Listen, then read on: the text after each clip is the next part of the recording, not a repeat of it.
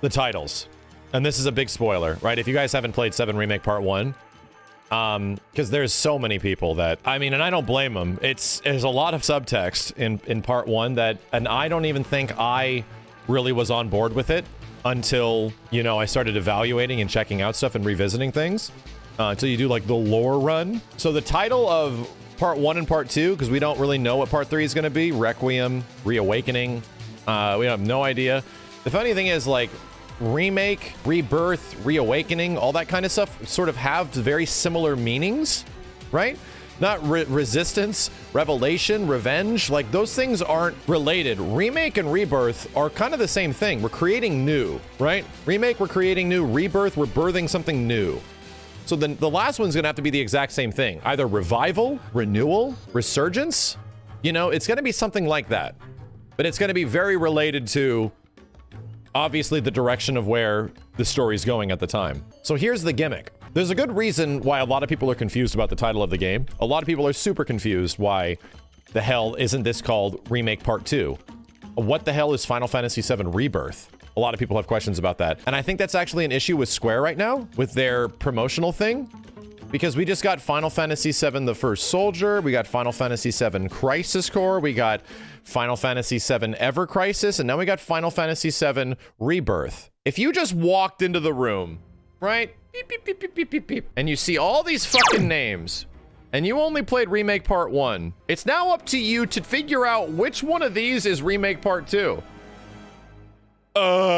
Maybe The First Soldier because Zack was at the end? Oh shit, that's a mobile battle royale game. Fuck. Maybe Ever Crisis? Right? I think there's actually kind of an issue here with the marketing of a Remake Part 2 because they have so many different Final Fantasy titles that are actively in development. You could just look it up. Yes, you could just look it up, but you're assuming that the average consumer is not immediately given the information right at the time, which they should be. The nice part about Final Fantasy VII Remake, it's in the title, you know? Shit is in the title. The brilliant part of Final Fantasy VII quote-unquote Remake is the fact that Remake is not technically referring to the fact that the game is a remake. It can be inferred that that is the case, but as you play through the game, you start to understand, oh, remake doesn't mean the game is being remade. Remake means that a character is back and they're here to remake shit. That a character has returned. Why am I saying that? I can't wait to share the intention behind naming the first title Remake and the second title Rebirth. In time, I hope to reveal what the third title will be called and where this journey will ultimately lead, which is why Part 2 isn't called Remake Part 2. Rebirth is most likely referring to the rebirth of something. Genesis? I don't fucking know. Rebirth referring to either the end conclusion of Part 2, which is most likely going to be you giving the black materia to Sephiroth, and suddenly Sephiroth is reborn, right? I don't know. Following Jenova is reborn, following a very similar thematic structure to what the original game is. That could be the case, but there's also the crazy-ass Zack timeline. Here's my crazy prediction. Rebirth and Remake obviously are referring to the intentions of the bad guys. I've also said several times that Sephiroth is essentially Darth fucking Vader, right? That this character, the way he's treated in Part 1 of Final Fantasy VII Remake is literally a Darth Vader type, where he shows up every once in a while, he sort of tortures the players, and he has all these crazy intentions, and he's essentially the last boss fight, right? So they really treat Sephiroth like he's a Vader kind of situation, which is funny because there's a lot of Star Wars-y reference, especially with what the devs said about Empire Strikes Back. Here's where I think they're going with this. I think this trilogy is really about Sephiroth. I think that stuff is all super intentional. I think Remake is referring to Sephiroth. I think Rebirth is referring to Sephiroth. And whatever the fuck Part 3 is also something directly referring to Sephiroth. I think all that stuff is what is... This is technically Sephiroth's story, right? and all the characters that are around him, because Sephiroth is the lead character, right? He's the only one of the few characters that has all this information about what's happening and where things are going. This is really about Sephiroth and what the fuck his intentions are, because now they're completely different than the original game. So now that kind of changes what the perspective of these titles are, right? That kind of changes where things could be going in the next one. And here's the thing, in the same way that part 2 obviously is about Sephiroth's like rebirth, I think in the same way, and this has been the prediction for a long time, 2 timelines, right? Zack and a crew are effectively doing something very similar to Cloud and the crew is doing in their timeline, where their goal is to get to the top of the planet, right? The end goal, top of the planet to do some shit.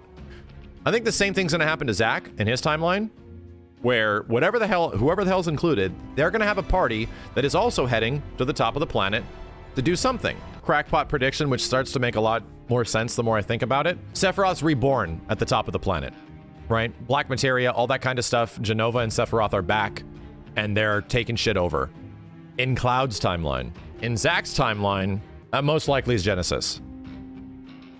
Because Zack is directly in contention with Genesis.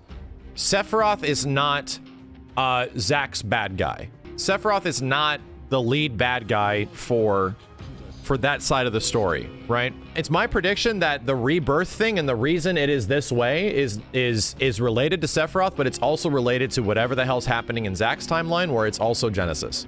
I don't know. That, to me, that starts to make a little bit of sense, and that's where the Gak side of it sort of comes in. Sorry, Genesis side. That's a very early theory. If they do stick with this multiple timeline thing, this color thing is here for a reason, right? And I think the color thing could be a reference to Genesis and his rebirth. It also could be directly also a reference to Sephiroth and his rebirth, which is a big part of this game. But I think it also could be referring to Meteor, right? So by the time part 3 comes out, the Meteor will be a different color. You know, that could be a thing. It could be a lot of shit. That's just a very loose theory of what's going on. But that is more reaffirmed the fact that Crisis Core is getting re-released very specifically, right? They want you to know the events of that game. You understanding who and how and what takes place, exactly the way it takes place in that game, es muy importante. Almost at the expense of a crazy reveal that happens on Cloud's side of the story, even in the next game, right? That's the crazy part, is that Crisis Core essentially ruins the M. Night Shyamalan moment of Final Fantasy VII. And apparently releasing Crisis Core is worth it. Like, they're setting up for something this is worth it. I don't know, man. They have to be setting up for something crazy. If it's worth technically spoiling in Crisis Core what is one of the biggest twists of the entire game, I don't know, man. There's got to be something. There's got to be a really good reason why we're doing it. Crisis Core Reunion website is not up in English. The About page in Japanese has some important info that says the game has evolved into something greater than just an HD remaster. It's a heartfelt story that was released in 2007. The time has become a highly acclaimed part of the series. The story itself is connected with 7 and is now, through time, is revived with utmost quality. HD graphics, 3D models, story of turmoil. The game will also be voiced and contain newly arranged songs that have been vividly reimagined. The gameplay will be optimized as seamless as possible with incorporate various battle systems. Cool. This has me excited, right?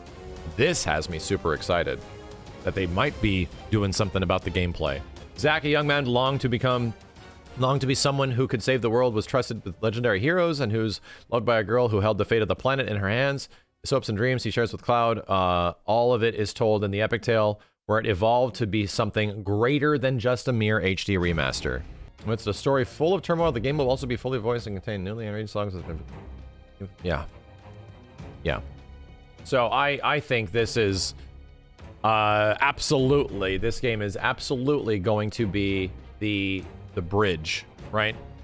When this comes out, like if we're looking at even more, why is it called Reunion? Why is it called Reunion? Why does it have the exact same naming structure as Final Fantasy VII Remake games? Why? Because they want you to know what's here. Because they want you to know to check out this version of the game, because most likely it is going to have stuff that directly connects what the hell the events are taking place and why they're taking place in the way they do in FF7. A reunion of your nostalgia? You're not wrong. It is. These Final Fantasy titles that they've been doing lately have multiple meanings, right? Rebirth has a great meaning, right? Remake has a great meaning. They're literally just remaking the game. Rebirth, yeah, it's like, yeah, they're essentially, this is the rebirth of Final Fantasy VII, the part of everyone that loves about it, the non-Midgar part. It's being reborn. Awesome. Reunion, yes, we're getting all these characters back in Crisis Core. It's a reunion of characters. But then there's like the subtext meaning of all of it, right? There's actually like the subtext that this is a reunion of this game practically to the main title story. Like there could be several things that sort of pull this stuff together that make a lot of sense. And the fact that it does have a similar naming sequence as the main games makes me think that there's going to be a direct correlation. That there won't just be like a 1-to-1 HD remake. There will be new shit in here that directly ties it to the main game. Whether that's like a new ending, whether that's different stuff in the main story, the ambiguity is the best part of it because we don't know. Right? So we'll see. There will be very good reason, I think, to play this game when it comes out if you're looking forward to Remake Part 2. I think there's going to be a very good reason to check this out. They planned this shit, you better believe it. Dude, if there was one thing that we got the huge inclination about when we finished Remake Part 1, even without the DLC, was that like, oh fuck, they got a big plan for this shit. That was before we knew it was going to be a trilogy. We were like, oh man, they've really been thinking about this shit for a long time. And then like 6 months later, some interviews come out with the developers and they're like, oh no, we've actually been planning it since the compilation of Final Fantasy VII. It's the same story structure that we have been figuring out since way back then that we essentially didn't get to do. So yeah, they've been planning it for 10 plus years. They've been planning it since like the mid 2000s. They said that. It's just taken a much different shape because it obviously was not made in the late 2000s. It was being made in the 2020s now, so it's a different thing.